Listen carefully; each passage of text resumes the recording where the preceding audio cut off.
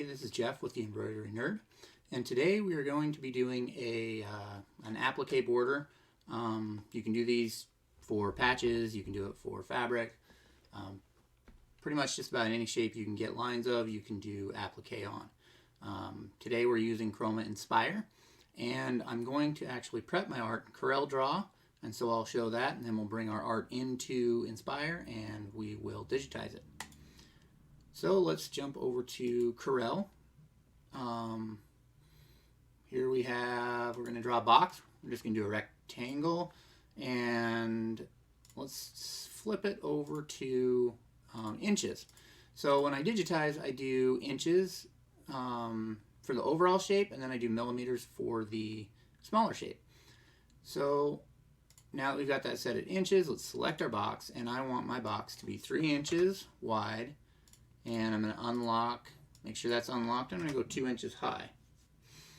And I'm going to lock my aspect ratio. Now I do want a curved border, so I'm going to put in a radius of, let's go 1/4 inch, so 0.25.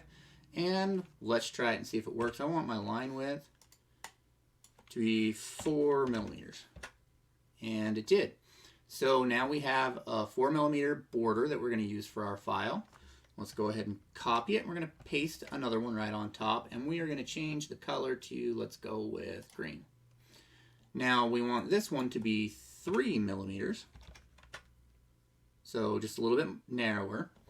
And finally, we want to have a third, so I'm going to copy it and paste it here, and we'll change that color to red, and let's bring that down to, let's go with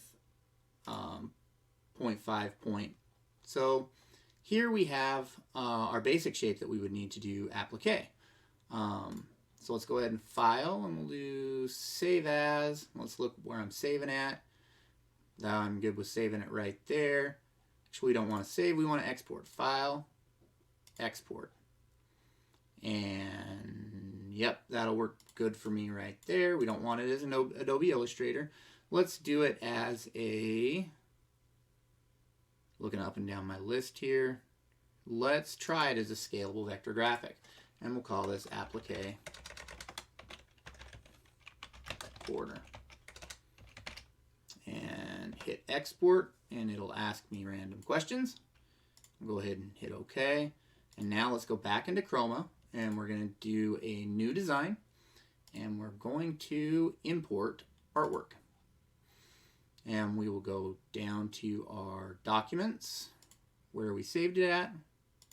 And I have a million folders on my computer, so let's get into the one that we need. And applique border right there, and hit open. Now, it did not bring in everything that we wanted it to correctly. So let's go ahead and we're going to scrap that, and we will export it as a bitmap. And we will export, and we'll call it applique border again, but we'll export it as a Windows bitmap. And hit export, and it says that it already exists, and yes, we want to replace it. And we've got our height and our width in inches. Everything looks good. We'll hit OK, and OK. Now let's jump back into Chroma and File, and we'll import a bitmap. Now it's not showing up right there. Let's go File and Import, not merge. File, Import Artwork, and we see applique border right there, and it's showing as a vector file. So we're going to find out what happens when we import it. Not really anything happened. So let's go ahead and re-export it for the 3rd time. And I want to save it as a bitmap, and we'll go applique border, and we'll hit export, and I think I know what I did wrong last time, but let's make sure that we can get it in here. We'll import bitmap, and there it is. So we'll go ahead and import it, and now you can see we've got our rectangle and we've got our lines, and I'll kind of go over all the different lines and the reason why I used them.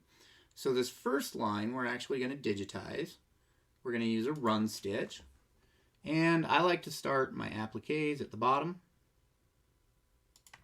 So I'm going to do a click. I'm going to come over to the left. I'm going to hold down Shift to lock it to the axis.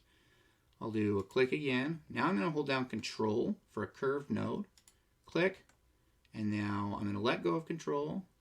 And I'm going to click. And I'm going to hold down the Shift key. To turn the corner, and we'll do left click, Control click, left click, hold down Shift to come over, left click, Control click, left click, and Shift to come back down, left click, Control click, left click, and I'll hold down Shift and we'll come over the top right there.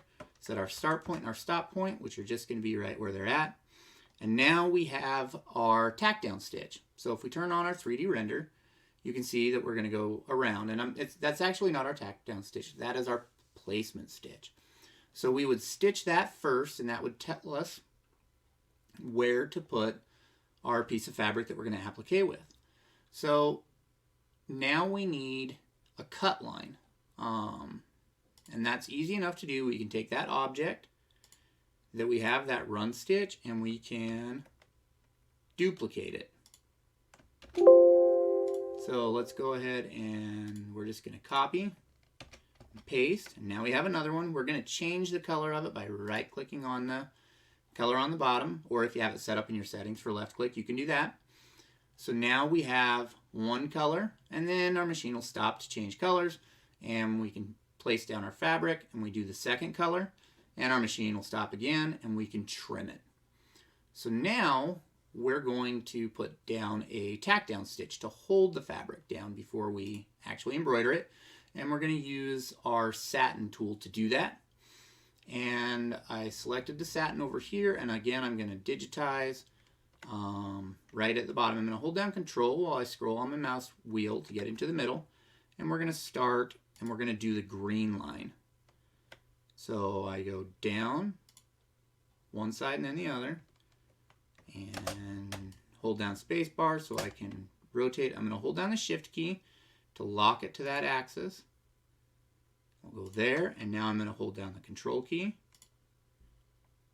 to turn the corner with some curve nodes, and again with corner nodes. We'll go ahead and come up. I'm going to hold down the Shift key to lock it to that axis. And we're going to turn this corner in the same way. Hold down Control, click, click, left click. And we'll hold down space to come up a little bit, and we'll left click again. Right there. And space bar to come over to this corner. I'll hold down the Shift key to lock it. We'll click there and there. We'll hold down Control to come around and left click. Again, when we're around the corner, I'm going to hold down space bar, and we're going to go down. I'm going to hold down Shift. We'll lock it to the axis. We'll hold down Control to turn the corner, and Shift again. We'll go ahead and hit space bar to, or not space bar, sorry.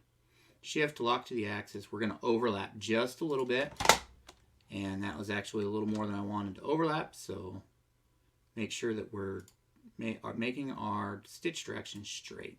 I'm going to hit enter. It's going to ask me for a start point, a stop point, and there we go. So this is actually really, really thick for a tack down stitch, and we don't want it to be that thick. So we'll select our object, and we'll come over to our density, and we're going to change that to actually a 3mm. We're really going to open that up.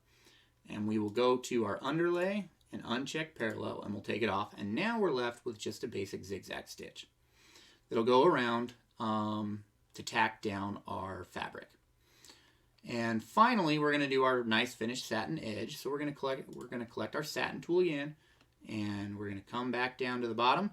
And now we're going to utilize the outside line, the black line that we have. And we're going to put in our left clicks, our corner nodes, making sure our stitch direction is straight. I'm going to come to the right. I'm going to hold down Shift to lock it to the axis. and Control as we go around, and click again with our left click. Hold down space bar. We're going to travel all the way up to the top. I'm going to hold down Shift to lock it to the axis. Control to come around the corner. I'm going to hit the space bar to come up a little bit more. And left click around. And now we're going to hit the space bar. Now you can see I'm kind of cutting that corner a little short. As long as I do it consistently with the tack down stitch and the satin, it's not really going to be an issue. If I really wanted to make sure that it was really following the art, I could put in a lot more points coming around of the curve nodes. So I could do it like this, where I come around in 3 places, and it's going to hug the art a lot better. Because I didn't do that with the zigzag stitch, I'm going to back those up, and I'm just going to do the one in the middle because I want to make sure that everything's going to cover. So I'm holding down Control while I click for the right, or the corner node, not corner node, curve node. Let me get that right. Now I do have it set up in my settings where I can right click to do a corner node, or a curve node, I'm sorry. And I much prefer that setting because then I'm just doing a left click and a right click as I go around. If I'm on a laptop, I actually prefer the Control click because sometimes it's not easy to get a right click when you're coming around on a mouse like a touchpad. So we're going to go ahead and set our edges here. And now we're going to come to the middle. And we're going to make sure that we overlap. We always want to overlap a little bit to make sure that our stitches are going to cover. So we're going to set our start point, our stop point, and now we have our satin border that goes all the way around. So let's go ahead and we're going to zoom out to selection. There we go. And I'm going to hide the art because now we no longer need that art there. I do need to change. Well, you don't necessarily need to change. You can have your tack down stitch and your satin stitch be the same color because the machine doesn't really need to stop after it's done with the tack down stitch. It just needs to start into the border, which it will. So let's go ahead and do the slow redraw here so you can see how it's going to work. We're going to have our first color, which is going to be our tack down or our placement stitch. Then we're going to come down with a cut line. And then we're going to do our tack down stitch. And finally, we're going to do our satin border. And that is how you do basically an applique border. You need to make sure that you have a placement stitch, a cut line, tack down, and then a cover stitch. And that's the elements that we did right here. You can, let's go ahead and create a new document. You can draw your shapes in Chroma. We could actually do like a star. And I'll hold down my Control key to lock it so that it stays in shape. And we'll come over here and we can change our width from pixels to millimeters. The reason why I don't use it here is because it locks at 3 millimeters. I can't go wider, and I like to do my borders at 4 millimeters. If I go back to pixels, I can go up. I can go to 30 millimeters and 28.5 points, I believe, or pixels is 4 millimeters. So I can get around that way. And then you do the same thing. I have my shape. I'm going to copy it and paste it, and then I'm going to go with a 3 millimeter border, but I'm going to change color of it. Like that, and then I will copy and paste it again, and I will go to a 0.5 millimeter line, and I'll change the color again. And so that is how I can make my applique shapes in Chroma. You can go in here and we could try to auto digitize it. Not quite sure how it'll look. Let's hit the button here to look at 3D view, and it did just what I thought it did. It put 3 thin lines, which isn't really going to help us with an applique shape. So I'm going to delete those. And now we have our shape that we can trace the thin line for our placement and our cut line. Then we can do our tack down stitch around the pink line. I'm going to call it pink. And then we can do our satin around the border. Sometimes if you're doing a really like open fabric, you'll actually want to make your cut line a little bit closer to the edges. So I'm going to undo that, and I'm going to grab my first artwork, and you would just move your lines a little bit closer to all the edges.